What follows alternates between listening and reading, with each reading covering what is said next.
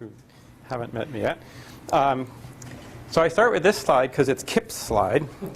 And no, that's right. I've bastardized Kip's slide.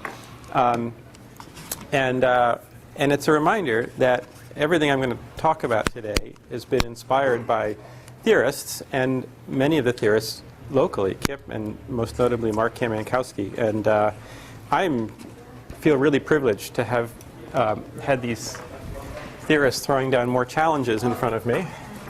There we go.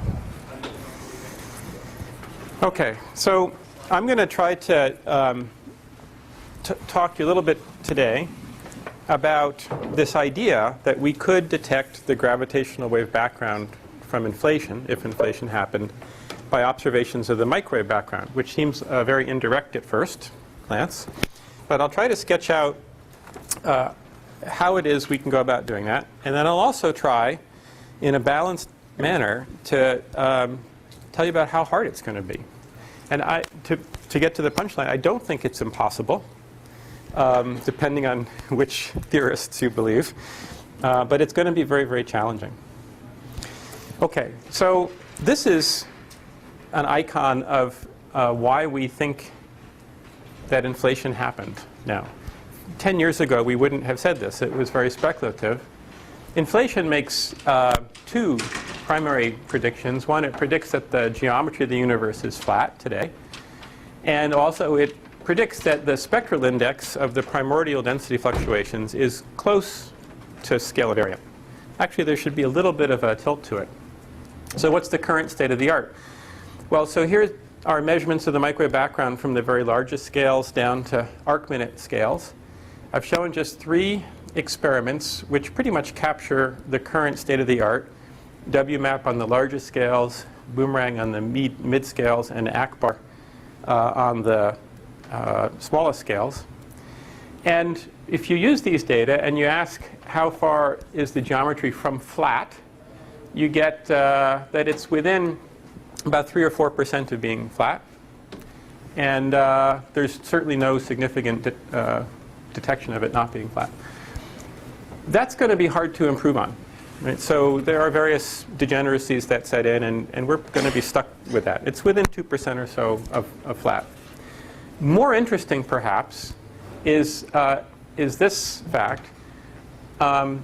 These Doppler peaks, acoustic oscillations, are things that are laid down into the microwave background during the first few 100,000 years before the first atoms formed.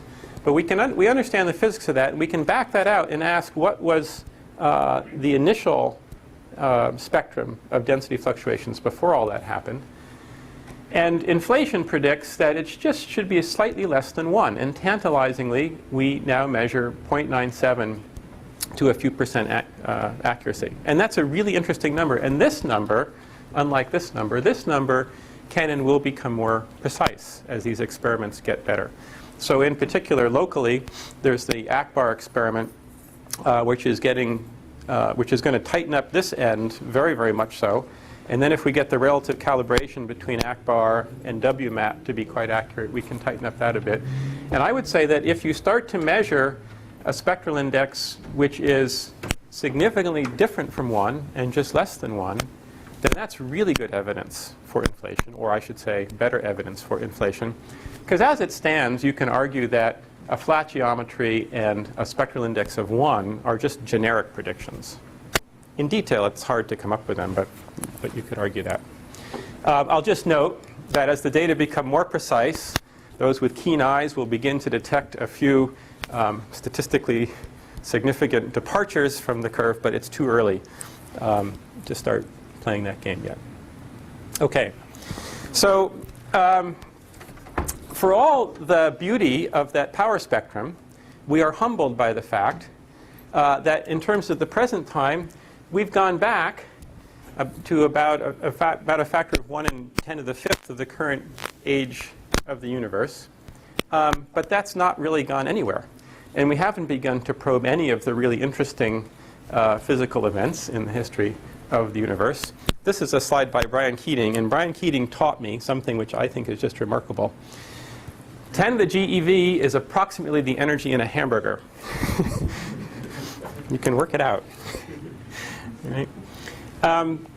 So if there was this inflationary event, it would have produced a gravity wave background. The amplitude of the gravity wave background is a function of the energy scale of inflation. And this is a plot which summarizes how you might go about looking for this very faint signal. I would recommend several papers. Recently, Boyle, Hart, and Turok in AstroPH, Tristan Smith, Mark Yamakowski, and Asanta Kure, also in AstroPH. And I gather that Tristan and Mark and Elena are working on something new, which I haven't understood yet. Let's see. So what we have here is then, I love this plot. This is 20 decades across this and 25 across this axis. And what you see here then is the energy density of the gravity wave background and various ways that you could probe that. So LIGO, for example, is up here at about 100 hertz. LISA would be at larger frequencies. BBO someday would be mid-range between the two. You can use pulsar timing measurements. And what you should take away from this is, short of BBO, it's very difficult to directly detect this gravitational wave background. Right? There are many decades between the sensitivities that these machines might reach.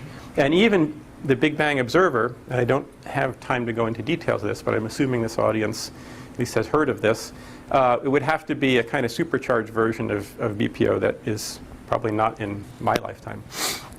On the other hand, way down here, and you'll see that the predicted spectrum of the gravity wave background due to inflation is fairly flat across these many, many decades.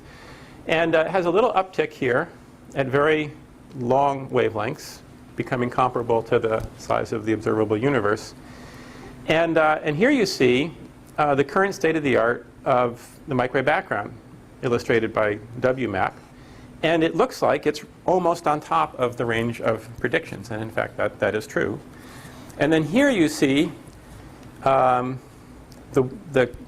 enthusiastic guess that a bunch of us came up with about how far we could go with the next generation satellite, not just after WMAP, but after Planck, which is going to fly a few years from now, which would decisively step across this range of predictions. So it's this idea that I'm going to spend the rest of my talk on. And I think that's the nearest term way we have of looking for this very exciting signal. So how does the gravity wave background produce a signal in the microwave background? The microwave background is polarized. It's polarized because of a very prosaic mechanism. There's Thomson scattering at the surface of last scattering. There's a quadrupole anisotropy in the rest frame of that electron out at redshift of 1,000. Then the colder temperature, say in this direction, is going to scatter into this polarization, a warmer temperature into this polarization. And that's why the microwave background is polarized. And it's perfectly easy for some to calculate what that polarization looks like. It turns out to have some really remarkable properties. And the most important is that it produces a pseudovector pattern on the sky which has exactly zero curl. Okay? So this Thomson scattering gives us then the tool that we're going to use, polarization at the level of a few percent, or a few percent of the anisotropy, that is a few microkelvin on the sky, with exactly zero curl. The presence of gravitational radiation is going to distort that pattern. And it's going to distort it, and the distorted pattern has both curl and non-curl components. So the smoking gun that we're looking for is to detect a curl component in this vector field. So in the absence of gravity waves, a simulated sky might look like this. It's about 30 degrees across. You see the temperature anisotropies. These are the degree scale anisotropies. You see the simulated polarization field. This polarization field, in fact, has zero curl. And with gravitational radiation at an optimistic level, you might see this. And so the game is to try to tell the difference between these two. And you'll notice that the colors are changing. But that doesn't help me. I can't use the colors. The gravity waves will affect the temperature anisotropy itself, but not in a way that I can distinguish from other effects. I have to use the polarization. And you have to really squint to see the changes in the polarization. That's supposed to illustrate viscerally kind of how hard this is. And now I'm going to try to convince you that if we extrapolate current experimental progress, it's not ridiculous to think that we can do this. And I'm going to illustrate this in a very Caltech-centric way. Yes? Are you going to explain why it is that the gravity waves produce the curls of the polarization? No, I'd let Kip explain that. I can wave my hands about it, right? But you'll do, sure. Take what you'll see is, for example, another thing that is going to be a source of noise for us is another distortion of this polarization pattern that can produce curl, and that is lensing of this polarization field by a massive object along the line of sight, right? And so you can imagine, if you recall pictures of what those lens galaxies look like, that distortion is not going to preserve this beautiful symmetry of there being zero curl in the field. And now I wave my hands and say that in a similar fashion, gravity waves produce a curl. Okay. So I'm going to just look at two experiments. Both these experiments are essentially done. They were done over the last few years. They constitute about half of the experiments that have ever detected polarization in the microwave background now. So they're Boomerang, which was reflown in 2003 with a new type of detector, and CBI, which was retrofitted to be sensitive to polarization. And so you see the Boomerang data in red and the CBI data in blue. And this is to illustrate the fact that, one, we can measure what used to be thought of as relatively small signals. We're getting very good concordance between different experiments using very, very different methodology, looking at different parts of the sky. So there you see the power spectrum, and it's well fit by a theory that has, say, 6 or 8 free parameters. And this is the scale, the amplitude of the signal is about 30 microkelvin. Now, this is perhaps more impressive. As I said, the theory that produces this, or the theory of the Thomson scattering at the surface of last scattering, tells us exactly what the correlations are going to be between this so-called E-mode polarization, that is the polarization that has no curl, and the temperature.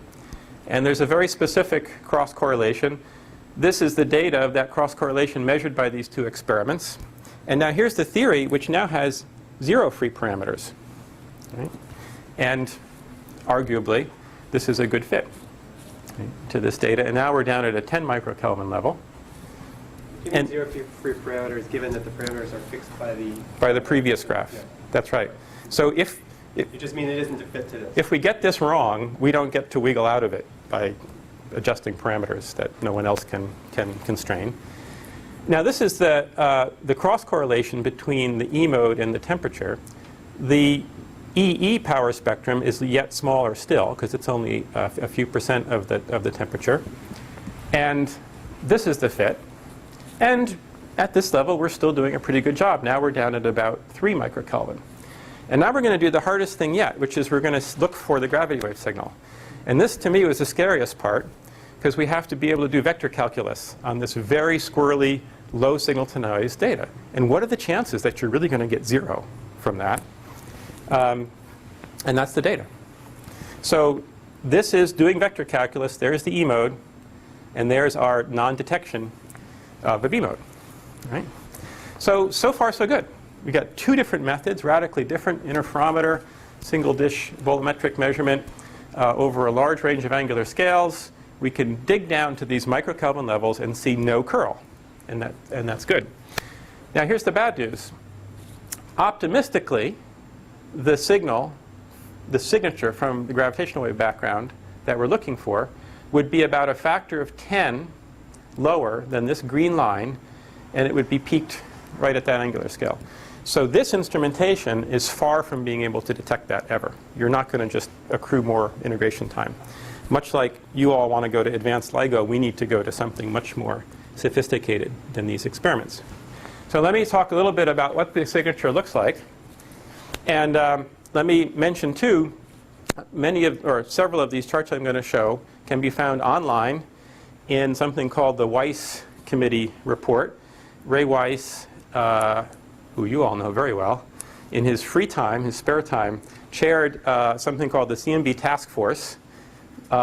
Knowing Ray, you will not be surprised that we met for 2 years until we got this exactly right, and it's a big, thick report. And you can find it if you Google something like CMB Task Force Final Report online. What I'm showing you here are the power spectra of the signals that are relevant to our discussion. Here's the scale here. This is temperature in microkelvin. So the temperature anisotropy power spectrum, which is familiar to all of us now, and which I showed you at the beginning of the talk, is off the top of this plot now. Right? This is a level of 1 microkelvin RMS, and 100 nanokelvin and 10 nanokelvin. Here you see the E-mode signal, and this spectrum is fixed once we know the temperature power spectrum. Okay? So we think we know this spectrum quite well. If we measured something different from this spectrum, it would be a surprise. And the data I showed you before of CVI and Boomerang were data basically up in this range, where the signals are a few microkelvin. Okay? So this is the E-mode spectrum. It'll be fun and interesting to measure this, and it does in fact help us constrain the basic cosmological parameters a bit better. But the real thing we're after is this B-mode signal. Okay? And what you see here is the B-mode signal, which would be present if the tensor to scalar ratio, right, from the gravitational wave background was about 0.3. That's a high number. And here is the same signal just scaled down, corresponding to a tensor to scalar ratio of 0.01, 1%. And that's likely, well, that's certainly the limit of what we might hope to get to if you're at all pessimistic about some of the effects that I'm about to talk about. There's a lot of other clutter on this graph, and I apologize for some of it. Pay no attention for the moment to all these dashed lines. Okay? But do pay attention to this green line. And the green line is also a B-mode signal, a distortion of this E-mode signal, and this due to lensing from compact objects. So this is what I was talking about a moment ago. The good news is that that is occurring primarily, most of that power is on arc-minute scales. Okay? The bad news is it has exactly the same electromagnetic spectrum and exactly the same symmetries on the sky. It's a curl mode in the polarization. So this is a very serious source of confusion for us. It's very difficult to try to distinguish this from the signal that we're looking for. That makes it very important that the gravity wave background signal is occurring on fairly large scales, scales of a couple degrees out to tens of degrees. Yeah. And can you remind me, the CMB model deviates at low L, right? Right. What is that on the scale? So what you're seeing here, in this kind of shaded region here, which may or may not be what you're referring to, but what you're seeing here is an uncertainty in the epoch at which the universe reionized. One of the big new results out of WMAP was the low signal-to-noise detection of this relatively early reionization. Right? This produces an optical depth to scattering which is significant enough that in the absence of that, if the universe had never reionized, this curve would just keep coming back down. So it produces more power at these scales. This indicates, roughly speaking, someone's guess at the current uncertainty in what that optical depth still is. With more WMAP data coming in, this should tighten up. This range is then reflected in both of these B-mode signals. And what's interesting and important is the following. The reionization of the universe and its finite optical depth to scattering of CMB at relatively low redshifts, less than 20 or so, acts as an amplifier, right? Because it's producing more E-mode signal, which produces more signal to be distorted by gravitational radiation. Right? And in fact, that's going to be one of the important targets. Importantly, that feature there is on angular scales of tens of degrees, and those are very difficult to do from the ground, right? For obvious reasons. In summary, then, there are two features that we can try to detect. there's a bump at an angular scale of a couple degrees, L of about 80, multipole moment 80. And there's another bump which has similar amount of power in it, and it's at angular scales about 10 times greater, maybe about 20 degrees on the sky. And specifically, if you were so lucky as to be able to detect both of those peaks, you'd see that they had a very different spectrum from the lensing background. Right? Okay. You can see, and this is the same plot, more or less. Here's the E-mode signal. Here are various possible amplitudes of the gravitational wave signal. And this now is the combination of the lensing plus the gravity wave background signal. And you can see that for the lensing that's expected, and this is not yet measured, but this is calculated, that for tensor to scalar ratios less than about 1%, down here at this bump, you just lose this in the lensing foreground. But there remains a feature, perhaps, if other things don't get you, that you can see down at angular scales of tens of degrees. Now some of the bad news. We have been remarkably lucky in the field to date. It is a fact that none of the results currently published on the microwave background have had to make significant corrections for galactic foreground confusion. This is an amazing fact. At frequencies of 90 or 150 gigahertz, the microwave background itself is roughly 1,000,000 times brighter than the emission from our own galaxy. And that's what allows us to make these 1 part per million measurements. It is not 1 billion times brighter. And so if we need to go down now from tens of microkelvin to tens of nanokelvin, we're going to be digging down into the dirt of those foregrounds. The minimum in those foregrounds, what you have in terms of electromagnetic frequency, very roughly speaking, is you've got this 3 Kelvin spectrum here in terms of intensity versus frequency. And then from the galaxy, you've got synchrotron, which has a spectrum which is rising to low frequencies. And then you have thermal dust emission, which has a spectrum which at millimeter waves is rising to high frequencies. Right? And then this band in here is roughly between, let's say, 30 and about 200 gigahertz. Okay? This minimum, very roughly speaking, is at about 90 gigahertz. And the amplitudes of each of those components, which will be roughly equal at the minimum, are illustrated here. The big fuzzy bit here means that we don't understand these at all yet.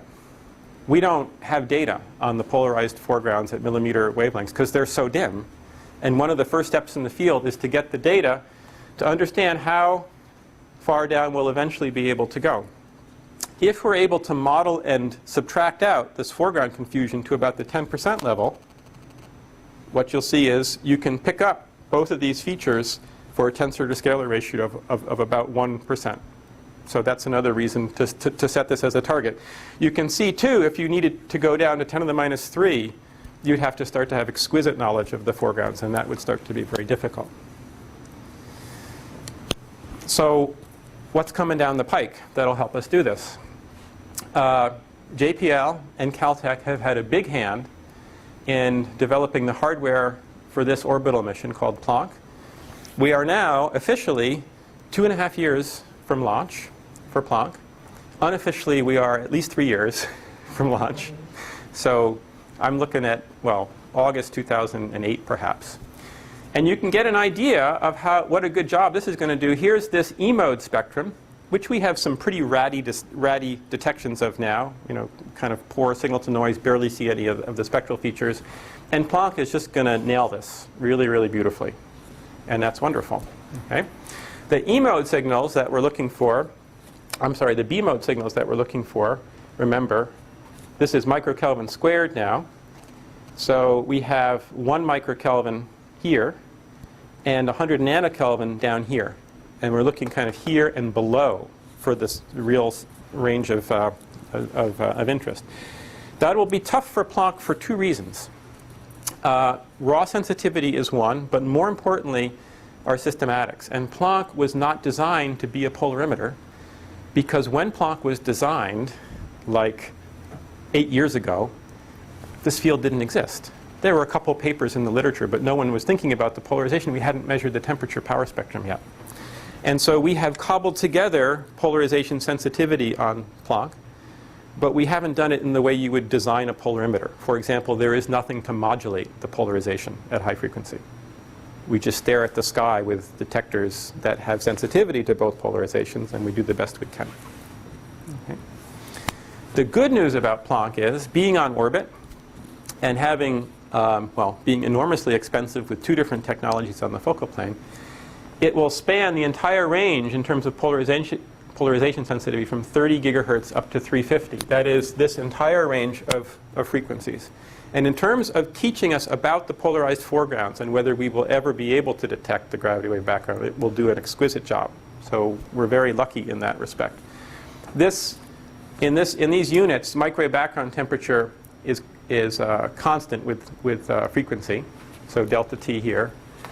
And then this is an estimate of the foreground confusion, and you can see this sharp minimum right around 90 gigahertz or so, with the synchrotron and the dust emission rising each side.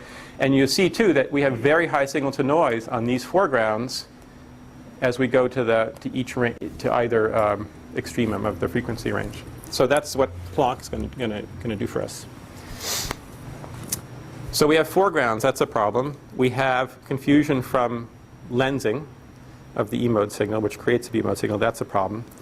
The real issue is this. Look in the astronomical literature and do a search for the most precise, high-fidelity astronomical polarization that's ever been done. And outside the CMB, you'll run into limits of about 1 part in 10 to the 3 polarimetry, because it's hard. Right?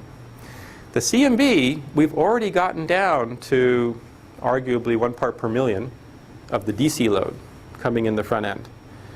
Now we're probing down where to get down to 10 nanokelvin or so, we're going to 10 to the minus 3, 10 to the minus 4 of the temperature anisotropy. And now you have to worry about all kinds of systematic effects that leak temperature signal on the sky into what looks like E or B mode and give you false signals. And I'm not going to go through this list, but it's a potentially frightening list. The good news is that this has done a great thing for our field. Our field had headed towards the kind of gigantism of Planck, where we have 400 people working on Planck.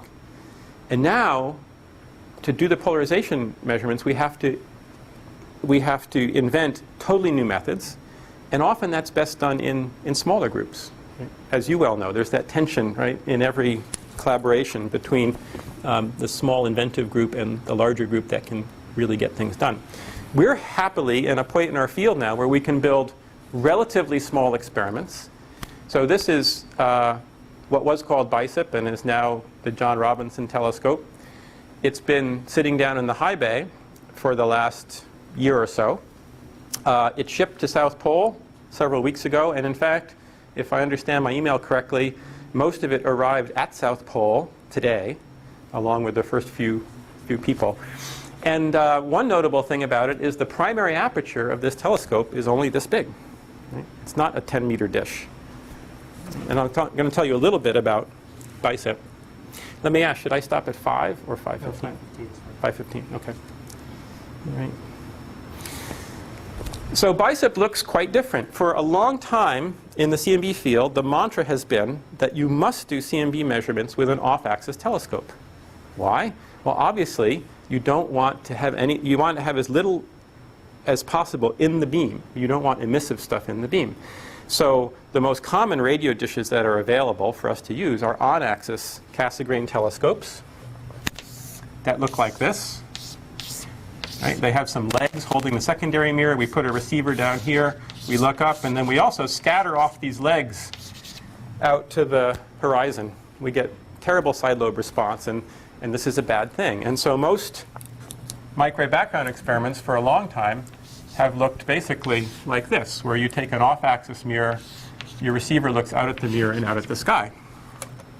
But we have to rethink that now, possibly, because this system is not good in terms of cross-polarization, of mixing one polarization with the other. And if you want an optical system that's very, very clean to do polarimetry, you want it to be on axis. And of course, you can get around some of these problems of emission from the things that are in the beam and scattering to the side lobes if you keep the telescope small enough that you put it all inside your cryostat. So in this case, in the case of BICEP, we have a system which has two lenses. It's a very simple optical system. As few optical elements as possible, produces a flat focal plane down here. And we're taking advantage of the fact that the signals we're looking for are large on the sky. So we don't need a big aperture. What we need is a lot of throughput. So what we want is a small, cold aperture, which, by the way, we can characterize extremely well. It's very hard to put a wire grid polarizer in front of your 10-meter dish and rotate it. But if your primary optic is 30 centimeters, then you can do that. So we have a very clean optical system, which is all cooled. We can AR coat these surfaces so the reflection is relatively small. And it's all about controlling systematics here. We're taking advantage of the fact that the signals we're looking for are signals that are at least a few degrees to tens of degrees on the sky. And we get enough throughput, even though the aperture is small, by having a very wide instantaneous field of view. So this image is about 20 degrees across on the sky instantaneously. The detector system in BICEP is the same as that we flew on Boomerang and as will be flown on Planck. It was invented by Bill Jones, who's sitting back in this corner of the room. And in some sense, it couldn't be simpler. As you'll see that at the focal plane of the telescope, there are corrugated feed horns. The signal comes into waveguide. We can control the electromagnetic fields there very well. And then we have, instead of 1 bolometer, 2 bolometers, each of which is designed to couple to one or the other of the linear polarizations. And the signals come out on 2 different thermistors there. And then the experiment is designed on this mount so that in addition to the usual 2 degrees of freedom, rotating around the zenith and rotating around the elevation axis, we could also rotate the system continuously, if we choose, around the bore site of this telescope. How many of those bolometer pairs do you have? There are approximately 50 pair, or 100 detectors. Distributed across the focal. Yeah, in fact, I'm going to show you some slides of this. So this is what the window looks like. It's a Zotofoam window. It's very low loss. Behind it are some IR blocking filters. Behind those are polyethylene lenses that are anti-reflection coated. This is now at the focus of the telescope. There's this big can here. You start to see some of the feeds there, but there's a better picture of it in a moment.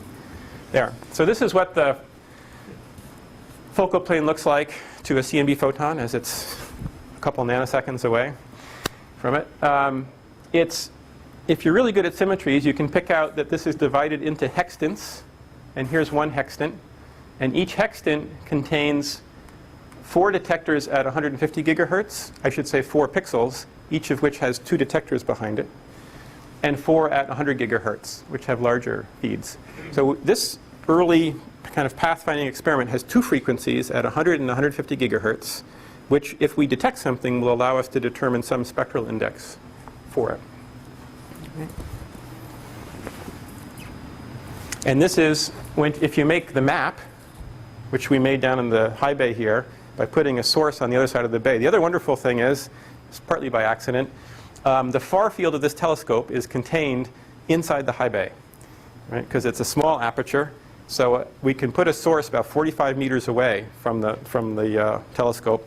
And we've made exquisite beam maps now down to very low levels of side lobe response. And if I flip back and forth these, you can actually, you see that those 4 red things are those 4 red things. So you just see it mapped out wall. So each pixel is measuring both polarizations at the same time. Simultaneously. That's very important. And Do you modulate them somehow? No, do you alternate? I mean, I guess you can't modulate them. Well, so here's a modulator. It's a solid state modulator, right? And I don't want to spend too much time on this because it turns out actually this season we're not going to use it. We chose not to use it, but we developed it along the way. And for future experiments, we're going to want to use a modulator. Okay? If you can somehow switch the signal, if you can have your two detectors switch places rapidly, that's a huge advantage.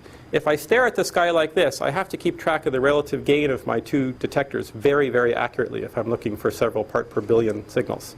If, on the other hand, I'm switching the polarization rapidly, I can just analyze the signal of a single detector, and the gain drifts aren't as much of a problem. I don't want to spend too much time going into details, but this is corrugated waveguide. You can suck the electromagnetic field via a taper into ferrite. You can polarize that ferrite into saturation alternately one way or the other. Faraday rotation then rotates the polarization. If you've sized the length of this just right, you can rotate it exactly 90 degrees. And you can chop these things at 10 hertz, if you like. This in each horn? In principle, so here's the telescope up here. The signal comes into this feed horn, gets into circular waveguide. This object, if we choose, can be placed here. Then the signal is re-expanded, goes through some more filtering, goes from the 4 Kelvin to the 350 millikelvin temperature, and then back down into the detectors, which are down here. So these things, in fact, we chose not to use because the system seemed to be working well without them, and there are costs and complications to using them. But they may be put in next season. There's also loss.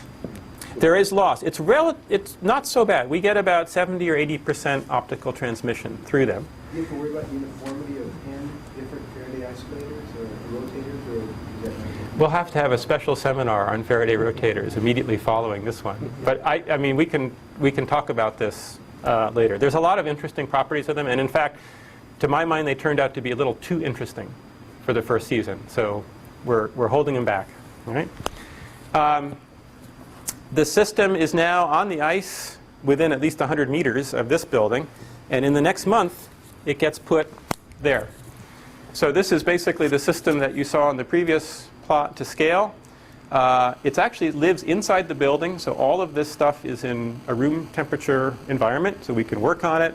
It's nice. There's a big camera bellows that joins the front aperture and makes a weather seal with the building. This is a good thing, because when we're observing during the austral winter, it'll be approximately minus 100 Fahrenheit outside.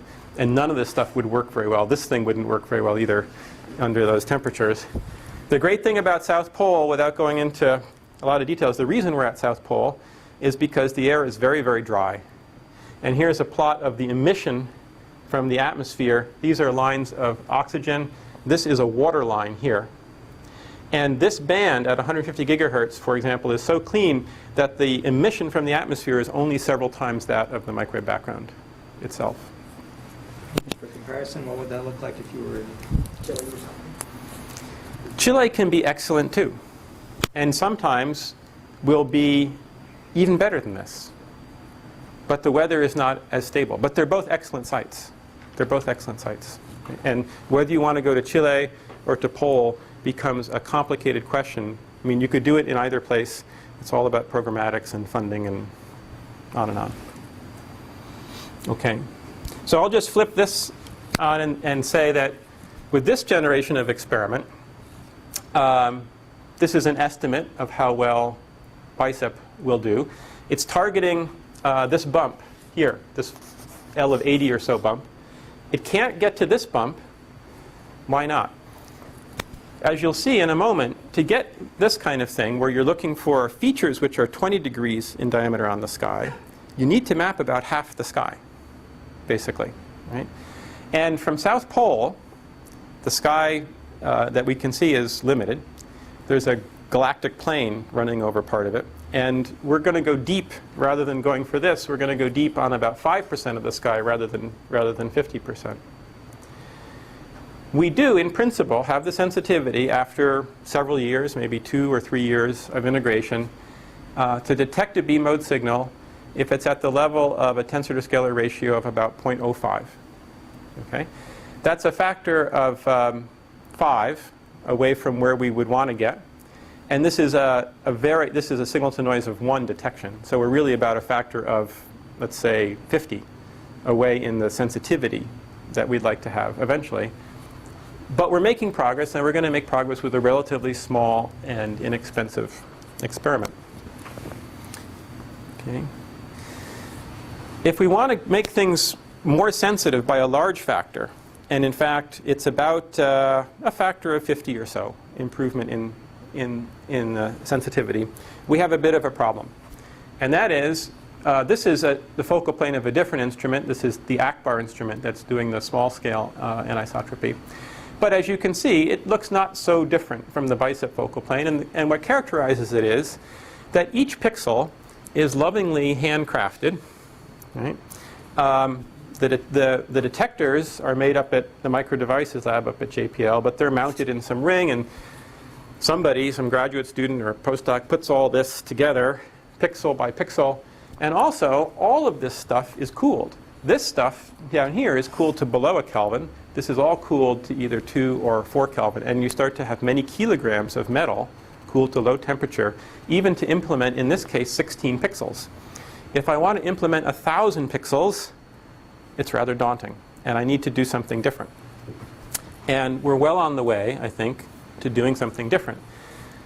This is what these pair of polarization-sensitive bolometers look like if you're a photon looking down the circular waveguide. Right? So you see one like this coupling to this thermistor and one like this coupling to this thermistor. Okay? And remember that whole pixel is composed of several of these big, massive feed horns, maybe a Faraday rotator, some infrared filters, the detector. It's a big thing. We want to basically be able to reproduce all of that functionality and photolithograph it on a silicon wafer. And here's how you might do that.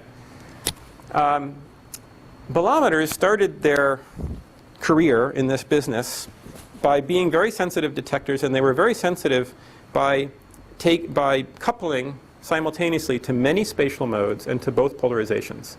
Right? So you'd basically build a light bucket, you'd dump a ton of power on your bolometer, you'd have a sensitive detector. But as the field has matured, we're now at the point where we want absolutely the optimum angular resolution, so that means 1 spatial mode, and we're doing polarimetry, so we only want to detect 1 polarization. At which point, it's stupid not to use an antenna, because you're trying to detect 1 polarization of a single mode. So here is photolithographed what's called a dual slot antenna, and this is the type of device that Jonas Sweedsenes and his colleagues have pioneered for submillimeter mixers. And you have a ground plane and you cut some slots in it, and if you have an incident electromagnetic wave that puts an E field here, it creates voltage differences here. You pipe those voltages differences coherently using microstrip lines down here, and then the bolometric part comes only down here, where you now put that voltage across a resistor, you turn it into heat, and you measure the temperature rise. The really important thing about this is that now the antenna, the size of the antenna, doesn't affect the thermal performance of the detector. Bolometers have been limited to the high frequencies because as the frequencies became low and the wavelengths became large, the bolometer physically got big and it got very, very slow. But now I can scale this to as low a frequency as I want because the thermal part is all contained right there. In addition, The frequency part is tuned by the spacing between those 2 slits? so it gets a little more complicated than that. But yes, so this is an antenna that, roughly speaking, this is about a wavelength here. It turns out that I can also replace the functionality of the feed horn if, instead of this very simple device, and this is a device built by Cindy Hunt, who is a materials science graduate student here. And this is the first such device. It's very, very simple. I'm sorry? What's the scale? The scale of the image is this would be a couple of millimeters across here. This is built on what? On silicon or on silicon.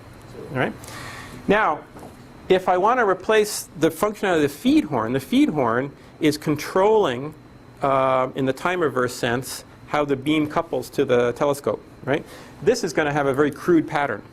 but I can replace this with an array, a phased array of dipole antennae, and I can tailor the pattern to be whatever it is I want. And then I'm replacing the functionality of this massive feed horn.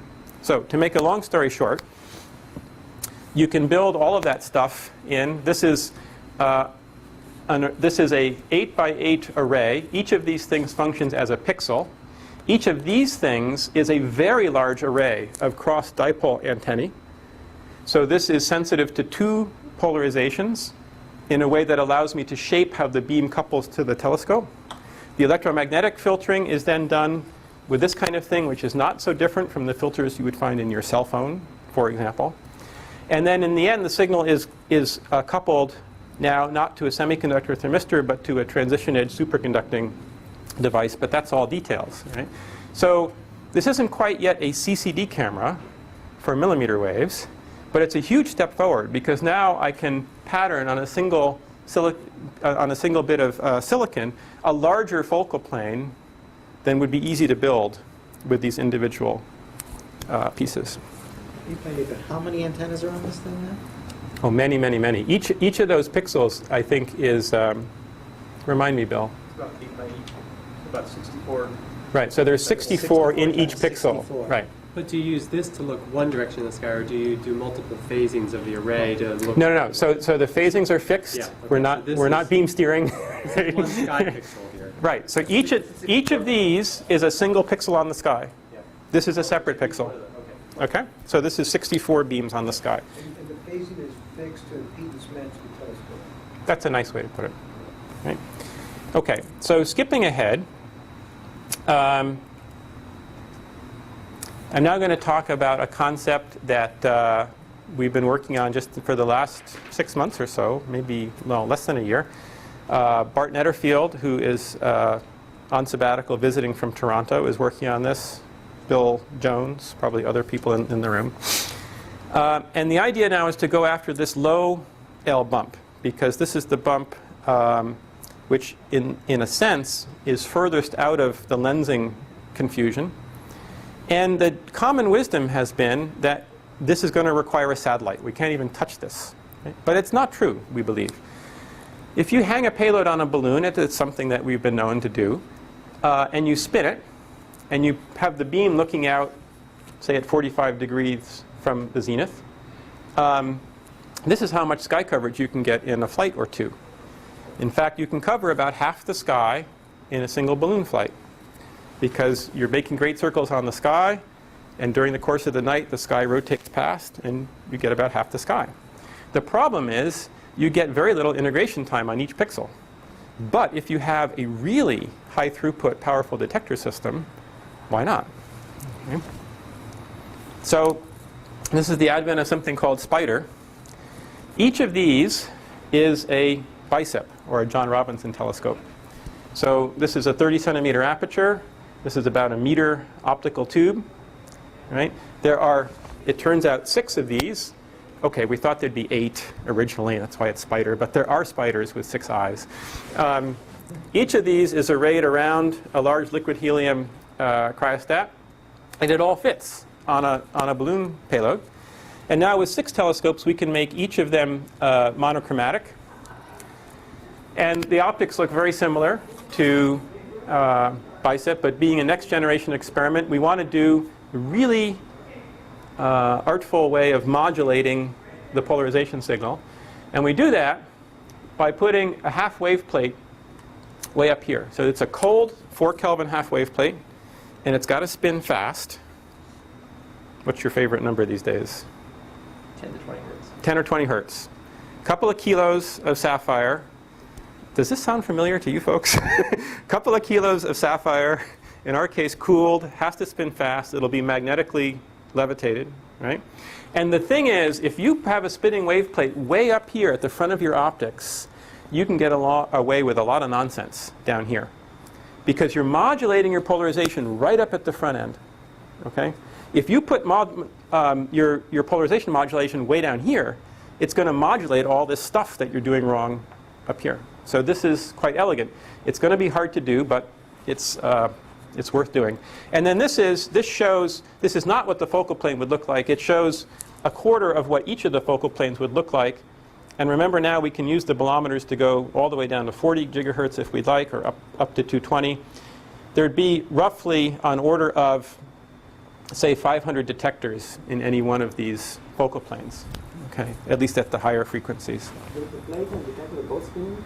No, no, no. The detectors are 100 millikelvin, and they're fixed. The only moving element is this thing. So it's modulating the polarization like this, and then I'm scanning the sky as I go around like that. And then as the night goes on, the sky rotates over me, and I get this beautifully wrapped cross-linked pattern on the sky. And now we can have a single experiment which can do a very good job of probing the foregrounds. We have a 40 gigahertz channel probing synchrotron emission here. We have a 220 gigahertz channel probing dust emission here. We imagine that our science is going to come out at about 100 gigahertz or so. And the system is designed to have enough sensitivity that in a single balloon flight we could get down to this tensor to scalar ratio of about 1% or so. But let me qualify that a little bit. I've already talked about why the half-wave plate. This kind of details. This is kind of neat. So you have some high-temperature superconducting magnets, and you can give this thing a kick, and it's levitated in there, and it'll spin for a long time. And you can drive it in various ways. One of the things we're working on now downstairs is how we're going to keep it cold. And if you're really good, you can just cool it radiatively, right? If that doesn't work out, you might have to put it in a little gas cell and have a small amount of gas in there to provide thermal contact. Sapphire. With cooling. It's inboard of that. Right? There's Sapphire is enclosed in something that gets... Right. Okay. So how do you do this? You don't fly from Antarctica. You can only fly from Antarctica during the austral summer on a balloon. And that prevents you from mapping a lot of sky because the sun's up all the time. And the balloon's above you, and the Earth's below you. And in fact, Boomerang has mapped as much sky as you can map from Antarctica. It's only about 5% with all those avoidance constraints. You want to fly a long duration flight that has at least a good fraction of its time when the sun is below the horizon. So you need to fly a mid-latitude flight. And now your problem becomes geopolitics. Imagine this is right on the tropic of Capricorn, Cancer, Capricorn, right? If you are on the Tropic of Cancer up here, you can imagine all the complications of flying this route. Okay. Down here, you're in pretty good shape. You launch from Alice Springs, Australia. You do that in early December, and in that time frame, the jet stream has set up so that it blows your payload to the west. You don't cross much in the way of any populated area except for Buenos Aires. We got a problem with Buenos Aires. I don't know what to do about Buenos Aires, except that our payload, if you look carefully, was designed so that it would float in the ocean. The problem is that if people are nervous about what your balloon is doing and they fear that it will plummet out of the sky, they don't want that to be over a city. So we worked out an agreement with NSBF that if the balloon looks healthy, fine.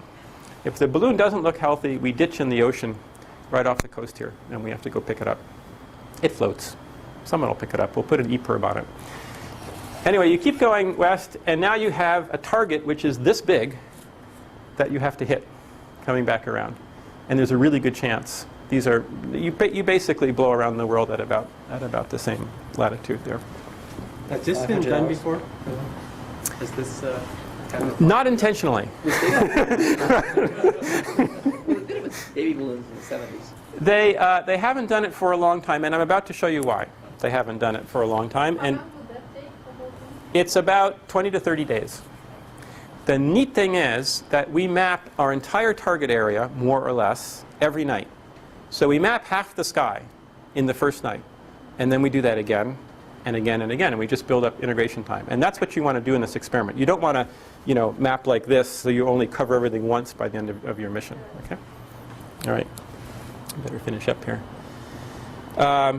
So this is just some details. You'd rotate it about 1 RPM.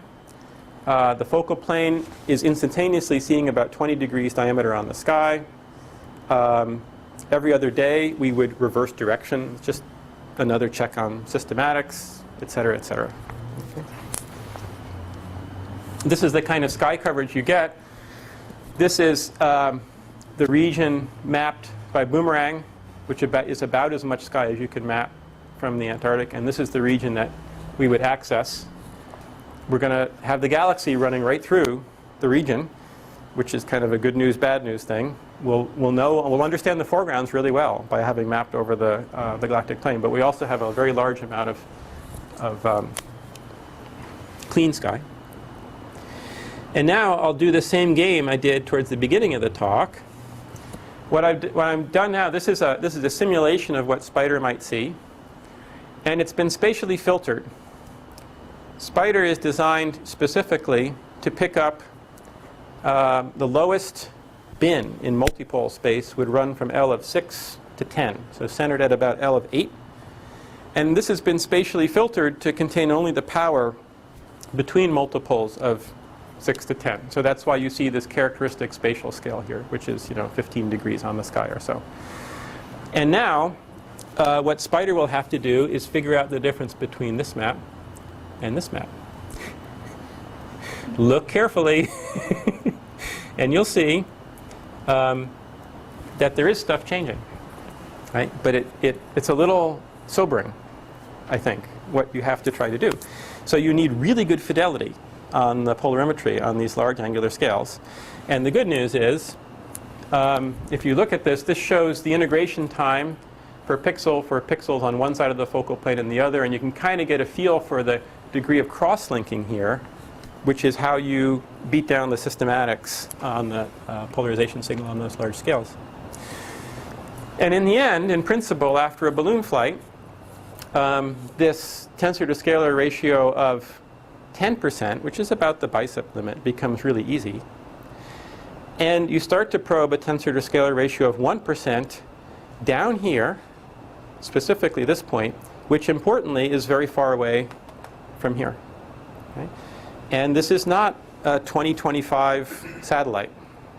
This is something which in principle could be done about 5 years from now or so. So progress is being made. And in our spare time, we think about this. So it turns out, I don't think I showed you, the reason that most people don't do this, the cosmic ray physicists don't do this, I think I can skip ahead to it. I've got a couple, yeah. This is the reason why cosmic ray physicists don't do this. This is altitude as a function of time days after launch. So this is nominally a 20-day mission. This is a simulation that the folks at the balloon facility did for us.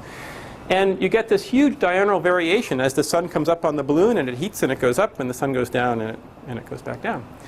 For most people, ultraviolet astrophysics or cosmic ray physics, you want to be up here all the time. But remember, we can do these experiments from the ground pretty well.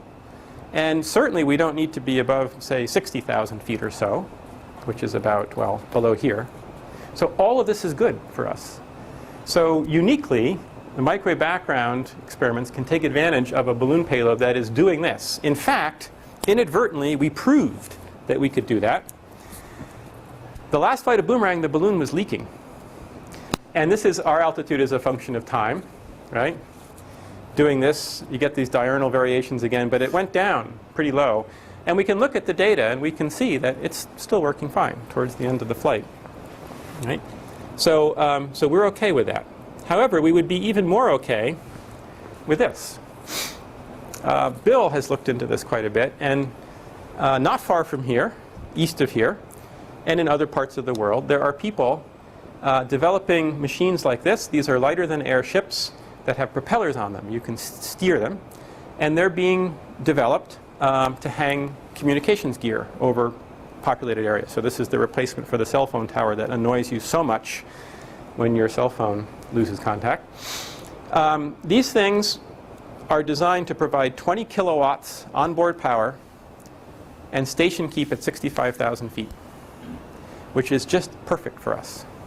And I must say, as romantic as it is to go to Australia and try to fly something around the world, I would much rather drive out to Burbank Airport, hook my payload on, have it go up to 65,000 feet for a month. If I want to change my sky coverage, I can drive it up the coast, right, over Seattle or something. And then a month later, when the helium runs out, just drive it back to Burbank, land it, and fill the helium. So this is a very significant capability. It's still in the kind of venture capital mode. No one's quite sure what's going to happen here. But if this goes, this will transform our field. You could make so much progress this way because you could tinker with your instrument, you could fly it for months at a time, you could get whatever sky coverage you wanted, and everything would be nice, if less romantic. So I'll stop there.